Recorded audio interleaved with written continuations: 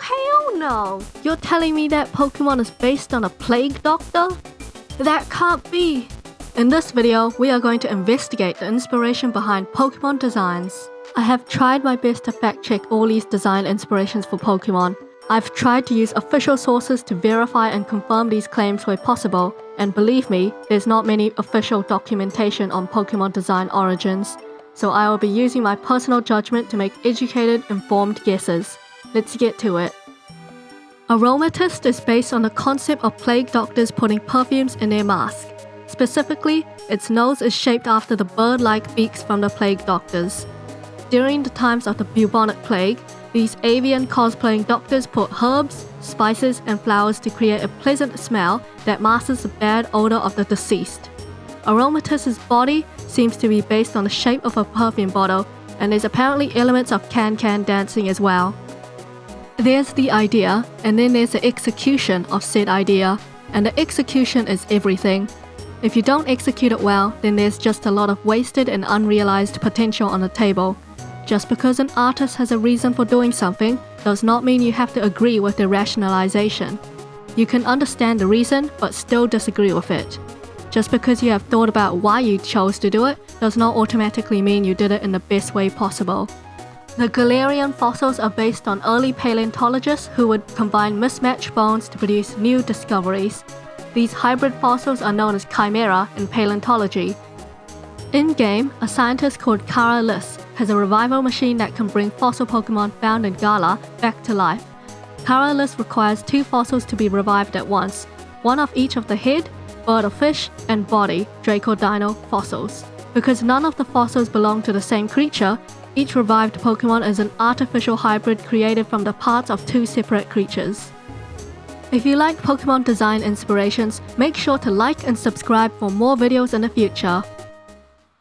Wishiwashi is based on small schooling fish such as sardines. Design-wise, the solo form looks like it's going to cry, and the white pattern going across its body resembles water or teardrops. The form change also references how schools of fish band together in large numbers and synchronize their swimming to deter and confuse predators or appear larger. Its school form appears to resemble a submarine, a shark, or even an ancient fish called Ducklett. Chinchou and Lanturn are based on the anglerfish living in the deep sea.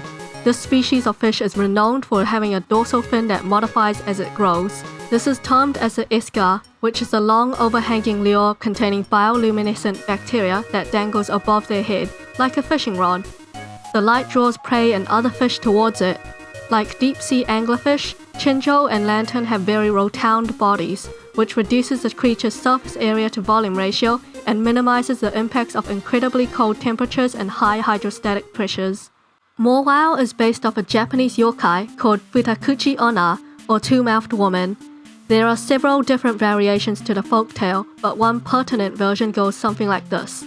There once lived a very stingy miser who didn't want to pay food for a wife, so lived by himself.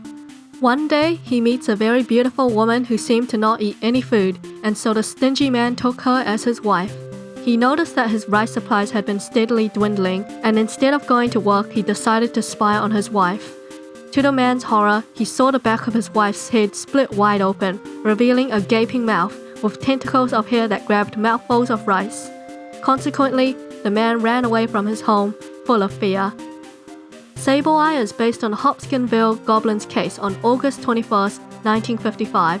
A family in Hopkinsville, Kentucky, reported that they had been fighting little silver men for nearly 4 hours. Witness testimony suggests that they saw a silvery object silently approaching the house and land. Upon closer inspection, they saw a small humanoid creature that was 3.5 feet tall with an almost perfectly round, oversized head. These creatures had long talon-like arms that nearly reached the ground and glowing yellow eyes. Terrified, the family grabbed shotguns and rifles and started firing at the creatures.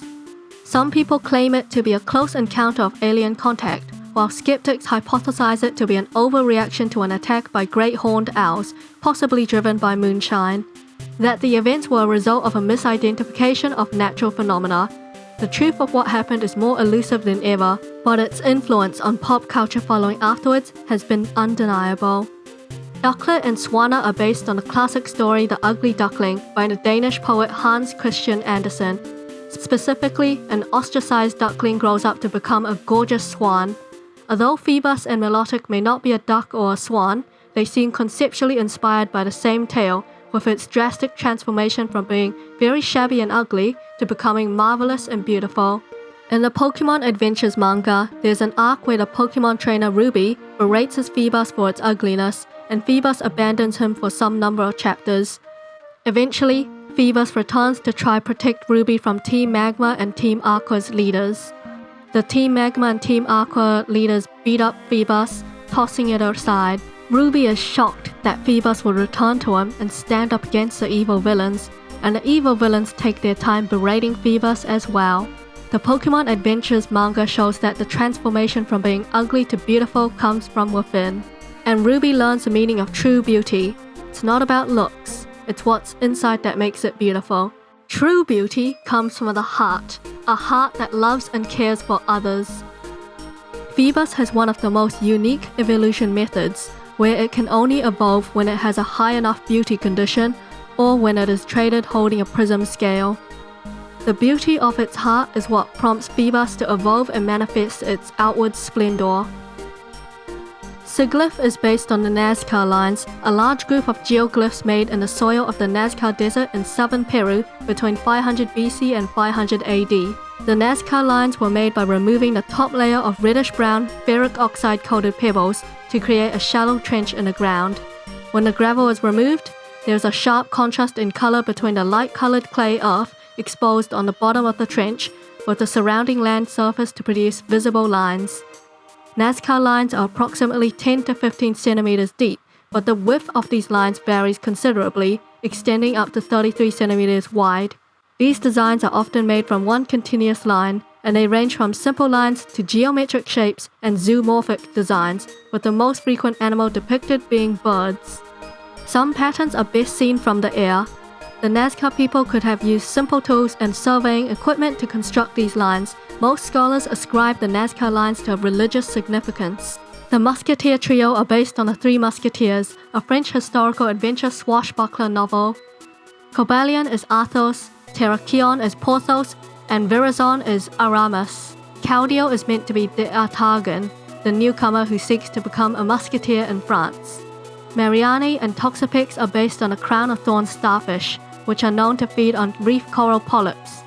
It has a predator-prey relationship with Corsola, which is based on coral reefs. Crown of thorns is one of the largest starfish species in the world and is covered by venomous thorn-like spines. There has been some evidence of starfish displaying preferences between the hard corals that they feed on. In an SOS battle in Pokémon Sun and Moon, Corsola may call upon a Mareanie for help, but instead of helping Corsola, Mareanie will attack the unsuspecting coral. Corsola may be based on red coral or precious coral specifically. Furthermore, Galarian Corsola appears to strongly resemble bleached coral, where coral expels a symbiotic algae and becomes white in color. The leading cause of coral bleaching is attributed to the rise in ocean temperatures from climate change and environmental stresses like overexposure to sunlight, runoff and pollution, heat waves and heat stress. Bleached coral have a high mortality rate as they are more susceptible to diseases and loses the algae as their primary food source, possibly explaining the ghost typing in Cursola. The design of Lucario is inspired by the ancient Egyptian god of the dead Anubis with the head of a jackal. Anubis was responsible for overseeing the realm of the dead and ensuring the souls of the deceased were guided safely to their final resting place. Finally, Golett and Golurk are based on the Golem of Prague and were designed by James Turner. The golem was created from clay and mud to protect local Jews from anti-Semitic attacks. It had the power to make itself invisible and summon spirits from the dead. Through creative artistic licensing, Golett can fly by drawing in its limbs. Thank you for watching Project Origin of Species, Pokémon Design Inspirations, and hope to see you in the next one.